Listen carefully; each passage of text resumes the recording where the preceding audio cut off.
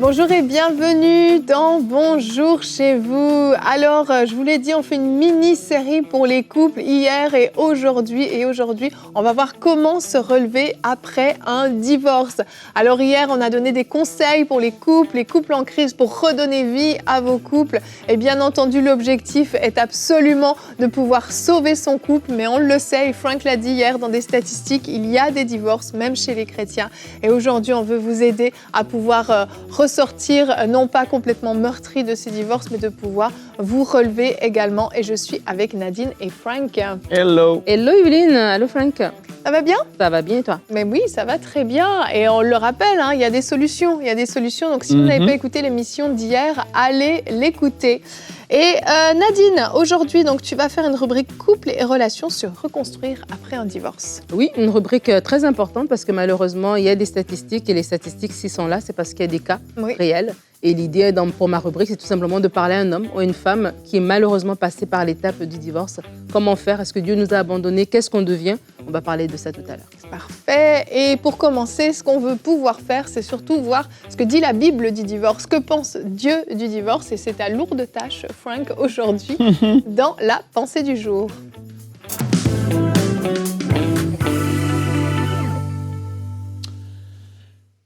Que l'homme ne sépare donc pas ce que Dieu a uni. Alléluia! Ça, c'est ce que dit la Bible et Jésus précisément par rapport au mariage. Maintenant, il y en a parce que vous êtes rendus tellement dans un état d'esprit, tellement profondément en colère, tellement parfois désespérés, découragés, que oui, il y a un passage où Jésus parle de l'adultère. Et ça, c'est un fait. S'il y a un adultère qui est commis, il y a une porte qui pourrait s'ouvrir. Mais personnellement, je crois qu'une porte qui pourrait s'ouvrir pour le divorce. Mais je ne crois pas personnellement que c'est ce qu'il y a de mieux et je ne crois pas qu'on doit sauter derrière l'excuse de l'adultère pour partir en courant au plus vite. Chaque situation a sa complexité. Chaque situation nécessite un suivi pastoral, d'aller vers des gens qui vont pouvoir vous aider. Mais ma conviction personnelle, c'est qu'une histoire de miracle, un témoignage puissant peut en sortir au lieu de se dire « ça va s'arrêter là ». Et je crois que, dépendamment de la situation, je me répète, mais je crois aussi vraiment qu'il y a des histoires aujourd'hui qu'on peut entendre de des couples qui ont choisi le pardon et de reconstruire au lieu de prendre la porte de sortie, qui pourrait sembler plus facile sur le moment, mais qui a parfois sauvé une famille tout entière. Les enfants ont continué à grandir avec les parents, qui se sont aimés à nouveau, qui se sont épanouis à nouveau, qui ont commencé à s'aimer d'une nouvelle façon. Ça a été un témoignage fort pour même les gens autour d'eux, que Dieu est un Dieu de miracles et qu'il veut aider et qu'il veut voir des couples être rebâtis ou fortifiés par rapport à ce que vous vivez. Parce que des fois, on est tellement, comme je l'ai dit, bouleversé par un événement. Premièrement, je veux t'encourager, laisse le temps passer un peu. Il y a des situations ou des choses qui ont pu être dites ou des affaires qui ont pu être des actes commis qui ont créé des blessures parfois très profondes. Il faut apprendre à laisser le temps agir aussi, s'en remettre au Seigneur, le voir agir et aller vers des personnes qui ont de l'expérience, qui vont pouvoir nous conseiller personnellement. Mais aujourd'hui, Evelyne, dans l'intro, tu as dit qu'est-ce que Dieu ou qu'est-ce que Dieu pense, entre guillemets. Bien, moi, je pense que Dieu, ce qu'il aime par-dessus tout voir, et on l'a vu à travers du ministère de Jésus, c'est des vies restaurées. Et donc, oui, si c'est arrivé, Dieu peut restaurer, mais je crois que l'idéal, c'est de vivre et de traverser cette tempête alors que tout semble tellement compliqué. Le Seigneur pose sa main. Les deux personnes qui sont là, parce que dans un couple, il y a deux personnes, les deux vont penser avoir raison à tout prix, les deux vont penser que la chose la plus importante, c'est de se faire dire que eux, non, c'est pas de ta faute, c'est la faute de lui. À un moment donné, il faut grandir, il faut vieillir, il faut maturer, et il faut se dire, on est dans une situation, si un a commis une chose ou a dit une chose, il faut apprendre à être humble. Et là, je vais me répéter, il faut apprendre à être humble et à demander pardon quand il le faut. Et l'autre, au lieu de vouloir chercher à paraître supérieur et ci ou ça, on pardonne et on aime. Et on se dit, on va continuer à grandir ensemble. Maintenant, quand on le vit, c'est pas aussi facile parfois, mais je veux vous encourager à vous dire que la corde à 3 brins ne se rompt pas facilement. Et que 2 personnes qui s'aiment vraiment, malgré qu'il y a eu une tempête, ils peuvent en sortir plus forts qu'auparavant. Et ça, des témoignages sont là. On peut le voir. Des gens l'ont vécu. Mais ça n'a pas été forcément toujours facile, mais ils se sont dit, on va s'accrocher au Seigneur et on va vivre notre vie ensemble, on va surmonter ça, qu'est-ce qui a été vécu, parce qu'avec l'aide de Dieu, on peut faire des choses extraordinaires. Rien n'est impossible. Alors aujourd'hui, je veux t'encourager à balayer ces pensées, de dire, c'est la porte de sortie facile. Hier, je l'ai mentionné. Tellement de gens, le divorce explose présentement. Les gens vont vite se tourner vers le divorce parce que c'est la chose la plus facile, parce que ça, on se prend pas la tête et c'est plus « Ah non, je vais aller au prochain, lui, il va m'aimer comme que je vais être aimé. » Et finalement, les statistiques même le prouvent que la deuxième relation a encore une plus grande probabilité d'échec que la première. Donc, pense pas que tout va être merveilleux de l'autre côté avec une autre personne ou telle personne que tu as déjà commencé à regarder. Non, tu es encore marié. Respecte la personne avec qui tu es et cherche à pouvoir, avec l'aide de Dieu, ressortir de cette situation plus fort qu'auparavant. Merci, Frank. Bien oui, comme tu l'as dit en début de ta pensée du jour, le divorce n'est pas du tout le plan parfait de Dieu pour les couples. Et au contraire, Dieu veut que les couples restent unis, que les couples restent ensemble, puisque la Bible dit que dès le moment où on se marie, où on se connaît, on devient une seule chair. Et une seule chair, normalement, ça ne se sépare pas, en fait. C'est pas juste collé. Il y a vraiment un mélange. On devient une seule chair. Et je crois que c'est quelque chose qu'il faut garder en tête. Maintenant, certains d'entre vous, vous nous suivez et vous avez dû faire le choix difficile, le choix douloureux du divorce pour toutes sortes de raisons, certaines légitimes, d'autres moins, mais peu importe. Le fait est qu'aujourd'hui, vous êtes ressortis de cette situation avec le cœur en miettes, parce qu'un divorce, ça fait mal. Quand on se marie pas dans le but de divorcer, et encore plus en tant que chrétien. On s'attend, et certains d'entre vous, vous avez mis en place tellement de choses pour sauver votre couple, pour sauver votre mariage, et malgré tout, aujourd'hui, vous vous retrouvez à ce constat terrible de vous dire « mon mariage est fichu ». Je me retrouve seule, retour à la case départ. Peut-être qu'il y a des enfants, il y a des situations compliquées, il y a des enfants. Et vous passez au travers de tout ça aujourd'hui. Et vraiment, j'aimerais vous encourager à faire confiance au Seigneur. Et j'ai un verset à vous proposer aujourd'hui. Il s'agit de Ésaïe 57 au verset 15. En effet, voici ce que dit le Très-Haut, celui dont l'habitation est éternelle et le nom saint. J'habite dans les hauteurs et la sainteté. Mais écoutez bien, il y a un « mais ». Mais je suis aussi avec l'homme brisé et abattu, afin de redonner vie à l'esprit abattu, afin de redonner vie au cœur brisé. Le Seigneur aujourd'hui veut vous encourager et veut vous dire qu'il est avec vous dans cette situation que vous traversez, dans cette peine que vous avez, ce cœur meurtri, abîmé, ce découragement profond dans lequel vous êtes. Le Seigneur qui vit dans les hauteurs, qui est saint et élevé et parfait, vient aussi auprès de vous pour vous consoler et vous encourager. Amen. Quelle parole encourageante. Et on parle de la pensée de Dieu par rapport au mariage. Et moi, j'aime toujours me rappeler que le mariage est une alliance.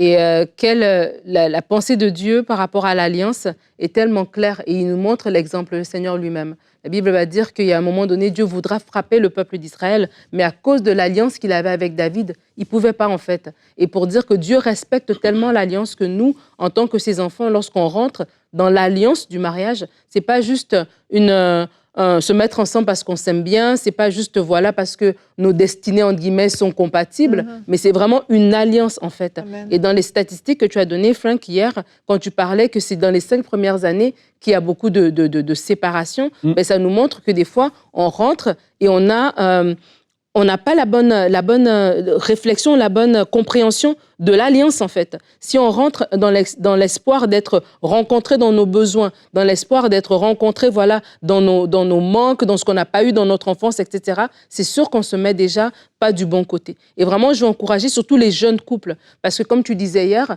il y a plein de cas. Et l'idée n'est pas d'aller dans les cas spécifiques, voilà, d'un homme qui te bat, d'une femme, voilà, qui a eu 5 amants. C'est pas ça qu'on parle. On parle de monsieur, madame, tout le monde, d'un couple, voilà, normal, entre guillemets, qui s'est marié, et que là, voilà, il ne parle pas mon langage d'amour, voilà, ça me convient pas, et du coup, je veux partir. Mais de dire à ces gens-là, il y a une alliance, en fait. Oui. Et lorsque je réalise l'importance de l'alliance, comme tu as dit hier, Frank, le mariage est supposé être heureux. On n'est pas là pour souffrir, s'endurer jusqu'à ce que la mort nous sépare. On n'est pas là ne pas divorcer parce que culturellement, c'est compliqué ou bien administrativement, c'est compliqué. Non, on est là pour rester mariés et être heureux. Donc, Seigneur, je comprends la portée de l'alliance.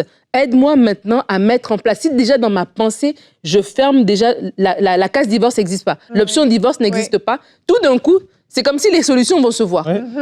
Mais tant que l'option divorce, elle est là, ben, ça va être la solution qui va se présenter à moi facilement, en fait. Et c'est pas pour minimiser le cas de chacun. Chaque personne a son cas de figure, mais de nous-mêmes, en tant qu'hommes mariés, femmes mariées, de se dire, le divorce ne fait pas partie des cartes que j'ai dans mes mains. Vraiment. Le divorce ne fait pas partie des cartes que j'ai dans mes mains. On va aller en thérapie, on va aller rencontrer le pasteur, on va aller rencontrer tes parents, on va aller rencontrer mes parents, on va parler à qui il faut, on va prier, on va jeûner, on va trouver une solution. Mais dès que j'enlève l'option divorce, tout d'un coup, je m'ouvre aussi à une nouvelle possibilité. Et le Seigneur commence aussi à me travailler. À me travailler, il y a des choses, en fait, c'est ma perception, c'est ma réaction. Et du coup, j'ai l'humilité, comme on a dit hier, de travailler sur moi-même et on peut reconstruire, en fait. En fait, et là, on essaie de grandir ensemble, tout le monde, hein? Et on essaie de maturer dans tout ça. Et aujourd'hui, c'est comme si la case divorce, je suis d'accord avec toi à 100%, Nadine, c'est comme si elle est là. Mais en fait, elle n'est pas là. Non, elle devrait En fait, pas. et c'est pour ça, comme j'ai dit, on n'est pas dans une position de donneur de leçons, mais c'est juste de la parole, là, ce qu'elle dit. Ouais. Jésus a peut-être, oui, il a dit ça. Il y a des affaires discutables, absolument. Mais une crise après un an, je suis plus capable de le sentir et donc je fais... Mais en fait, c'est pas une option.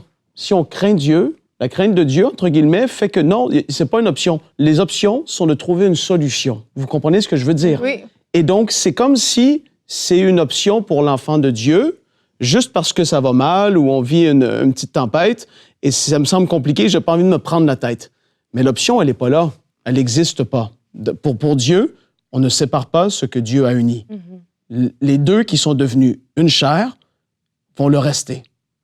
Et là, si c'est pour des petites choses comme ça, il faut se dire que c'est même pas qu'elle est une option. Et c'est ce que Nadine voulait dire, en fait. C'est même pas là. C'est juste que c'est devenu normal aujourd'hui qu'elle soit une option. Mais elle l'est pas. Ouais. Pour l'enfant de Dieu, elle l'est pas. Et donc, il faut arriver qu'à avoir ce raisonnement-là. Tout à fait d'accord, Nadine. C'est quelque chose qui doit être dans chaque enfant de Dieu. C'est cette histoire de, non, le divorce, c'est même pas, je pense même pas à ça. J'interdis le mot même de sortir de ma bouche ou de ta bouche. On se met d'accord. On ne prononce même pas ce mot parce que ça amène gros des dégâts. Vraiment. Et je pensais pas partir là-dessus, mais j'ai vraiment cette pensée très, très forte sur mon cœur. J'aimerais dire à quelqu'un, peut-être que vous avez divorcé aujourd'hui, mais ça ne veut pas dire que c'est fini. C'est encore possible. Et j'aimerais vous raconter un témoignage d'un couple qui n'est pas chrétien du tout, mes anciens voisins. Ils sont arrivés dans la maison à côté de la mienne, une maman d'apparence célibataire avec 3 enfants, si je ne me trompe pas, quand même relativement grands. Et à force de discuter avec elle, elle m'explique qu'en fait, elle vient de se séparer et que là, elle essaye de rebâtir sa vie. Tu sentais que c'était difficile. Et le papa, tu le voyais de temps en temps le vendredi soir venir chercher les enfants. Il restait dans la voiture, il klaxonnait, les enfants sortaient. Aucun contact entre eux, rien du tout. Et les semaines passent. Je passe pas mon temps à la fenêtre, hein, mais à force, on voit. Et là, les semaines passent. Et au bout d'un moment, il sort de la voiture quand même. Et hop, il va attendre à la porte. Il reste sur le pas de la porte. Il n'entre pas dans la maison. Et petit à petit, il a fini par rentrer dans la maison. Et un jour, je les vois, devant ma fenêtre, je ne peux pas les louper, en train de s'embrasser devant la maison. Et en fait, j'ai réalisé qu'à chaque fois qu'ils rentraient à la maison, ils allaient s'embrasser. Ils repartaient, ils n'entraient pas, mais ils allaient s'embrasser. Et en fait, peu à peu, ils ont rebâti leur couple de cette façon-là. Et un jour, je suis allée parler avec elle. Je dis, il se passe quoi avec ton ex-conjoint ? Eh bien, ils se remettaient ensemble. Et ils ont déménagé à peine 10 mois après avoir acheté cette maison. Et ils ont déménagé, ils ont dit, on a acheté une autre maison, la maison de la réconciliation. C'est comme la dernière chance qu'on se donne. On croit que c'est encore possible. Et ils ont rallumé la flamme, ils ont donné encore une chance à leur couple. Ils ne sont pas du tout chrétiens. Si eux ont pu le faire sans Dieu, je me dis que c'est possible que vous le viviez avec Dieu. Donc, je voulais simplement vous donner cet espoir-là, que ce n'est pas parce que vous avez divorcé que c'est forcément complètement fini. Il y a encore de l'espoir. On a eu beaucoup de témoignages dans les rubriques « C'est mon histoire » de couples qui avaient divorcé, qui se sont remis ensemble et c'est encore possible. Et Nadine, je te laisse la place pour la rubrique « Couple et relations ».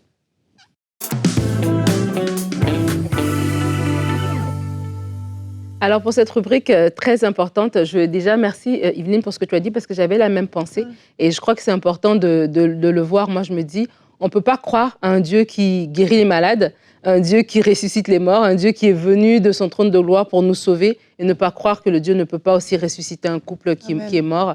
La Bible dit que les cœurs de roi sont comme un fleuve entre ses mains. Il le fait tendre comme il veut. Et de la même manière, le cœur de votre époux, le cœur de votre épouse est comme un fleuve entre les mains de Dieu. Il faut le croire.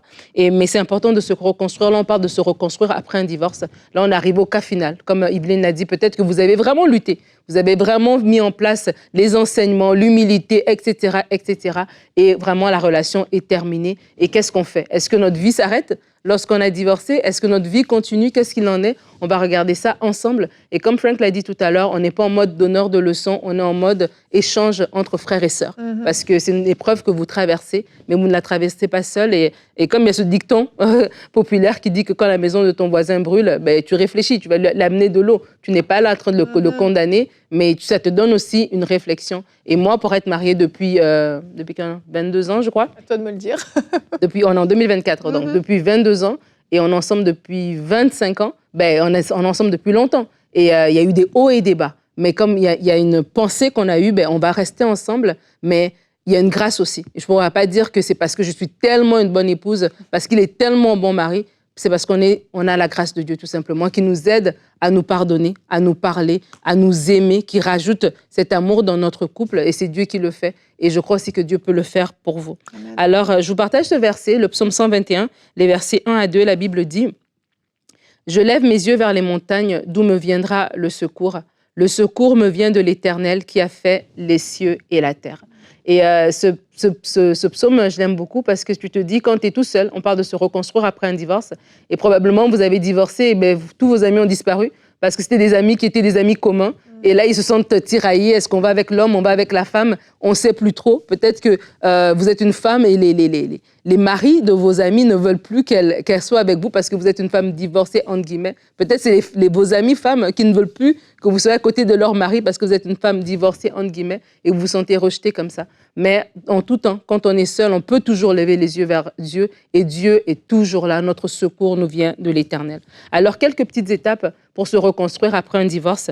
La première, ce serait de faire le deuil de la vie passée. Parce que, voilà, le deuil de la vie rêvée, parce que voilà, vous aviez des rêves, vous y avait une maison, 4 enfants, 2 filles, 2 garçons, 2 voitures, je ne sais pas moi, des vacances. Il y avait toute une vie comme ça qu'on avait imaginée et cette vie rêvée n'est pas là. Et surtout lorsqu'on a fait l'effort, on a mis vraiment tout ce qu'il fallait et l'autre personne est partie. C'est comme si l'autre personne nous a volé du temps. On se dit, ben, tout ce temps qu'on a investi, et ben, tout notre avenir, en fait, même si je recommence avec quelqu'un d'autre, je serai toujours la deuxième. Je vais toujours recommencer dans quelque chose de patcher un petit peu de 2 vies comme ça qui vont se mettre ensemble. Et cette vie rêvée-là, on la voulait, on a peut-être tout fait pour la garder, elle n'est plus là. Il faut faire le deuil de la vie rêvée pour pouvoir se reconstruire. Parce qu'il y a des gens que ça fait 10 ans que le divorce a eu lieu et ils sont toujours à la case de l'amertume parce qu'ils n'ont pas fait le deuil de cette vie rêvée. Et donc, c'est important aussi de dire, OK, ce qui est arrivé est arrivé. Voici comment j'avais prévu les choses. Et vraiment, mon cœur y était. J'avais travaillé pour que les choses aillent de cette manière-là. Ça n'a pas été bon. On tourne la page et on laisse le Seigneur nous reconstruire. La deuxième, c'est l'importance de l'introspection. Parce que, comme on le disait tout à l'heure, les situations peuvent être multiples. Et on peut arriver à dire, ben, c'est l'autre. Mais dans le mariage, s'il y a une chose, c'est qu'on doit être des gens matures. Et une personne mature sait toujours qu'il y a deux volets. Il y a toujours deux aspects. Il y a toujours deux perceptions, tu vois. Même si tu sais que tu as raison, quelque part, tu te dis, moi, je vois ça comme ça, mais l'autre personne a pu le voir différemment. Et la maturité, l'introspection, c'est d'arriver à dire, l'autre personne l'a vu différemment et c'est sa vérité à lui. Tu vois, moi, j'ai vu à moitié vide. Lui, il a vu à moitié plein. Mais pour lui, c'est à moitié plein. Et l'introspection est importante pour te permettre de te reconstruire. Franck a dit que dans les statistiques, même quand on se remet, des fois, on a moins de chances même de réussir le deuxième mariage. Pourquoi? Parce que déjà, on y va avec les blessures qu'on avait et les mauvais travers qu'on avait dans notre premier mariage. On ne change pas quand on arrive dans le deuxième mariage. On amène notre bagage, notre personnalité. Et les choses qu'on te reprochait avant, ben, c'est les mêmes choses qu'on va te reprocher aujourd'hui. Donc, l'importance de faire l'introspection, c'est de dire, OK, je peux me mettre sur la défensive et ne pas adresser certaines choses, ou je peux être mature et de dire, ce qui m'a été reproché, est-ce que c'est vraiment vrai? Où est la part de vérité là-dedans? Et c'est le Saint-Esprit aussi qui vient faire l'introspection réelle. Parce que si vous le faites avec votre propre intellect, vous allez vous condamner, vous sentir que vous êtes le pire ou la pire. Mais si le Saint-Esprit vient, Seigneur, ouvre mes yeux, voilà, si je suis sous une mauvaise voie, ramène-moi sur la bonne voie, et Dieu va te montrer, as-tu tes accès de colère là? Voici ce que ça fait. Ah, tu sais, ton manque de pardon, voici ce que ça fait. Et voilà, c'est comme ça, dans cette introspection, que vous aussi, vous allez pouvoir vous reconstruire en tant qu'individu. La troisième chose pour se reconstruire après un divorce, c'est le choix des confessions de foi. La confession de foi, ça veut dire quoi? C'est que après le divorce, on a le cœur brisé. Même si il était tout ce qu'il était, elle était tout ce qu'elle était, on a le cœur brisé parce que cette personne-là, on l'a aimée. Oui. Et être franc avec soi-même, c'est de dire, oui, je l'ai aimée, cette personne-là, je lui ai donné mon cœur. Et maintenant que mon cœur est brisé, l'amertume peut me faire parler. Naomi est revenue au pays d'Israël et l'amertume lui a fait dire, appelez-moi Mara. Et l'amertume peut nous faire parler. Et le choix des confessions de foi, c'est de commencer à dire, j'ai un avenir. J'ai de l'espérance. Oui, aujourd'hui, je me retrouve seule, comme cette dame avec 3 enfants, ou seule comme un monsieur avec, voilà. Je dois recommencer à zéro, mais j'ai un avenir. Et la confession de foi va être quelque chose qui va vous bâtir, qui va aider votre cœur à guérir et à regarder à l'avant, en fait. Comme le verset d'Ésaïe qu'on a lu tout à l'heure, ça va vraiment vous aider. Donc, confessez, j'ai un avenir, j'ai de l'espérance. Dieu a des plans pour ma vie. Le Seigneur m'aime et j'ai quelque chose qui m'attend devant moi. Ça va vous aider à vous reconstruire. Et ça m'amène à mon 4e point, lorsqu'on nous a quittés. Parce que lorsqu'on nous a quittés, il faut se dire qu'il y a un sentiment de rejet profond qui vient. Si tu as tout fait, tu as fait tout ce qu'il voulait, tu as fait tout ce qu'elle voulait, et elle a choisi quelqu'un d'autre, il a choisi quelqu'un d'autre, tu as beau être le plus spirituel, tu vas te sentir rejeté. Tu vas te sentir pas aimé, tu vas te sentir pas désiré, tu vas te sentir mis de côté. Et c'est important à ce moment-là, lorsqu'on nous a quittés, de se rappeler qu'on est digne. On est digne d'être aimé. Peut-être l'autre personne, elle vous a quitté, puis elle n'est pas partie tranquillement. Elle vous a cassé. Elle vous a dit que personne allait vouloir de vous. Et là, vous allez laisser le Saint-Esprit vous reconstruire. Je suis digne d'être aimé. Je ne suis pas la pire. Il y a quelque chose de bon en moi. Je suis un homme qui est digne d'être aimé. Je suis un homme qui est digne d'être un chef de foyer. Peut-être l'autre personne, la femme, elle vous a laissé et vous vous sentez comme ça, là. Elle vous a tellement détruit que vous êtes grand de l'extérieur, mais à l'intérieur de vous, vous êtes tout petit. Et bien, quand on nous a quittés, qu'on se sent petit, on doit laisser aussi le Seigneur nous reconstruire en se disant nous-mêmes qu'on a de la valeur et qu'on est digne d'amour. Et lorsque c'est nous qui avons mis terme à la relation, parce que ça peut arriver, que c'est nous qui avons mis terme, comme on a dit tout à l'heure, on ne sait pas les raisons. Est-ce que vous avez mis terme parce que c'était de l'immaturité, peut-être vous étiez jeune et puis bon voilà, vous avez dit je m'en fous, j'arrête ça, ou parce qu'il y avait des choses vraiment graves qui se passaient qu'aux yeux des gens, voilà, comme on dit, les murs ont des oreilles. Derrière les portes fermées, on ne sait pas ce qui se passait. Et vous viviez des choses derrière les portes fermées qu'on ne sait pas. Et vous avez dû mettre terme à la relation. Et c'est important aussi d'adresser, par exemple, le problème de la culpabilité que vous pourrez ressentir, le regard des autres. Parce que peut-être les autres vont vous en vouloir, les autres vont vous pointer du doigt, elle ne s'est pas battue, alors que vous savez au fond de vous tout ce qui s'est passé, etc. Et il y a des choses que vous ne pouvez pas dire non plus pour protéger la dignité qui vous reste. Alors, lorsque c'est vous qui avez mis terme à la relation, c'est aussi important de vous reconstruire par rapport à ces choses-là. Et à ce moment-là, d'avoir aussi l'humilité pour revenir en arrière. Il y a quelques temps, on a partagé un témoignage à l'église et ce couple est venu témoigner ici. C'est un couple qui a été séparé pendant 10 ans. Et pendant 10 ans de séparation, ils avaient déjà 4 enfants et l'homme et la femme ont fait leur vie de leur côté.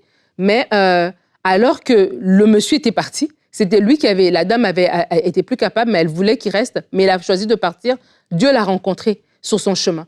Et il a eu l'humilité, alors que c'était lui qui avait mis terme à la relation, l'humilité de laisser le Seigneur le transformer et l'humilité de revenir demander pardon. Et quand tu reviens demander pardon, on ne t'ouvre pas la porte du premier coup. Et d'insister parce qu'il y a vraiment eu un renouvellement de l'intelligence à ce niveau-là. Et donc, c'est vraiment important lorsque c'est vous qui avez mis fin à la relation. Ça ramène au 2e point de l'introspection. Quand le Seigneur vous rappelle que écoute, mon alliance, est-ce que tu avais vraiment compris l'alliance? Est-ce que tu vois où sont tes fautes à toi? Est-ce que tu vois le pardon que tu aurais pu donner à l'autre, etc. D'avoir aussi l'humilité de revenir en arrière. Et si vos yeux s'ouvrent et vous vous rendez compte que vous êtes trompé, de prier et d'avoir l'humilité aussi d'aller dire à l'autre personne. Et vraiment, j'aimerais finir par des clés pratiques. Hier, quand j'ai fait ma pensée, j'ai parlé de la pensée. De comment c'est dans notre pensée que le combat commence. Lorsqu'on veut se donner vie, on veut se battre pour notre couple, c'est dans notre pensée que le premier combat va commencer, parce que si dans notre pensée, on accepte que notre couple est fini, le couple il va finir. Et j'aimerais vraiment vous inviter à veiller sur vos pensées. Et le divorce, c'est une action que nous posons, mais c'est aussi un esprit. La Bible dit qu'on ne se bat pas contre la chair et le sang, mais contre des principautés, contre les esprits méchants dans les lieux célestes. Et le divorce, c'est aussi un esprit qui arrive. Donc, vous pouvez avoir une dispute avec votre conjoint, une incompréhension, et tout d'un coup, la pensée s'élève dans votre cœur, ben, je vais faire sans lui, je vais faire sans elle. Et cette pensée commence à nourrir, elle grandit, elle grandit, elle grandit. Et vous commencez même à regarder, même financièrement, à commencer à calculer votre maison, votre loyer, nanana. Vous vous mettez en mode, je veux plus. Et c'est comme, dès que la pensée dit, je ne veux plus, toutes les thérapies du monde ne vont pas fonctionner. Parce que directement, il y a ce mur-là de je ne veux plus, je ne suis plus capable d'aimer, je ne suis plus capable de pardonner, je ne suis plus capable de regarder à une autre façon de faire, à une autre option. Et vraiment, je vous invite, je sais qu'on parle de se reconstruire, mais même là encore, si vous vous rendez compte en fait que votre divorce a eu lieu parce qu'il y a eu la pensée, l'esprit de divorce a pris le contrôle de votre cœur et vous êtes complètement fermé, ma prière est que vous puissiez ouvrir votre cœur. Et de façon pratique, allez voir que ce soit votre thérapeute, votre conseiller pastoral, etc. Il y a des gens avec qui vous pouvez parler. Et si c'est déjà fait et que l'autre personne, elle a reconstruit sa vie, on a parlé que Dieu peut ramener des gens après 10 ans de mariage, donc on ne sait pas, après 10 ans de divorce, pardon, on ne sait pas ce qui peut arriver. Mais si l'autre personne est vraiment partie pour de bon et que vous êtes là et vous devez vous reconstruire, dans mes clés pratiques, mes conseils pour vous, ne vous renfermez pas sur vous-même. Parlez, allez prendre de l'air, parlez à quelqu'un, ne marchez pas avec la honte de ce que vous avez vécu. Il y a toujours un lendemain. Dieu est un Dieu de deuxième chance. C'est le plan parfait de Dieu, que nous puissions vivre dans une alliance qui demeure. Mais lorsque le plan des hommes intervient, ben, Dieu n'est pas mis au rencard non plus. Il peut encore intervenir dans nos vies. Il peut nous reconstruire et faire de nous des personnes épanouies malgré tout. Merci beaucoup Nadine pour cette rubrique bien pratique. Pour aider chacun d'entre vous, et j'aimerais prendre juste un tout petit instant pour prier pour vous. Amen. Vous avez le cœur brisé, vous venez de traverser un divorce, ça fait peut-être 10 ans et vous n'êtes toujours pas relevé. Je veux simplement, Père, te remettre ces personnes entre tes mains et te demander de venir consoler leur cœur, de venir panser leurs blessures, de venir guérir en profondeur les meurtrissures, les traumatismes dus à ce divorce. Père, viens relever cet homme, cette femme qui suit cette émission maintenant, qui est découragée. Père, que tu puisses consoler, que tu puisses sécher toi-même les larmes, que tu puisses les couvrir et les remplir de ta joie, de ton amour et de ta paix, Seigneur, surnaturellement. Relève-les de toute leur peine, Seigneur, que tu viennes consoler leur cœur comme toi seul sais le faire. Merci, Père. Merci pour cette grâce qui vient directement du ciel, qui vient sur eux maintenant même au nom de Jésus. Amen. Amen. Amen. Je rends grâce à Dieu et je veux remercier tous ceux d'entre vous qui faites partie de la grande famille des partenaires dans cette campagne de dons. Tous ceux qui ont décidé de s'engager, tous ceux qui ont décidé de continuer leur soutien, tous ceux qui ont décidé d'augmenter même leur soutien mensuel. Vraiment, merci, merci de tout cœur. Grâce à vous, ces émissions ont lieu. Grâce à vous, on peut traiter ces sujets qui sont tellement importants. Et je veux vous encourager, si vous n'êtes pas encore partenaire et que vous voulez faire partie de cette grande famille, vous allez sur emcitv.com/20 000 pour devenir vous aussi partenaire mensuel et soutenir cette œuvre de MCI TV. Merci à tous. Et demain, on se retrouve. Demain, on va parler de la puissance de la louange. Ta louange porte de grands fruits dans ta vie. Et nous aurons une nouvelle rubrique qui s'intitule « Une question, une réponse ». Et Nadine répondra à une des questions que nous vous avons posées. Quel est le rôle de la louange dans l'église locale? Alors, à demain et merci d'avoir été avec nous. Bonjour chez vous.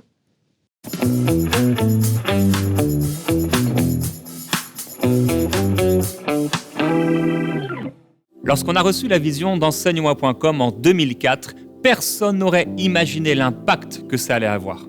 On était les premiers à proposer des prédications de beaucoup de prédicateurs dans la francophonie, en audio et plus tard en vidéo. Beaucoup de gens ont été bénis que ce soit dans les pays ou dans les îles, dans les capitales jusqu'au plus profond des petits villages, ça a été un impact extraordinaire. Lorsqu'on a sorti la chaîne de télévision EMCI TV, là encore on a été dépassé par la multitude de fruits, de guérisons, de miracles, de saluts, de délivrances qui ont eu lieu à partir des émissions et de la chaîne de télévision 24/24 EMCI TV. Aujourd'hui, on sort l'application Ma Bible et on est persuadé, car Dieu nous a parlé, que cela va avoir un impact considérable partout dans la francophonie, mais même au-delà, et que vous allez être énormément bénis par cet outil. Alors, je veux vous encourager à devenir aujourd'hui partenaire avec EMCI pour que cet outil voit le jour et que nous puissions aller à une autre dimension. Merci à tous ceux qui aujourd'hui prennent la décision de devenir partenaires. Dès maintenant, faites partie des 20 000 partenaires mensuels qui porteront la vision d'EMCI et qui l'amèneront encore plus loin. Pour faire votre don, rendez-vous sur emcitv.com/20 000.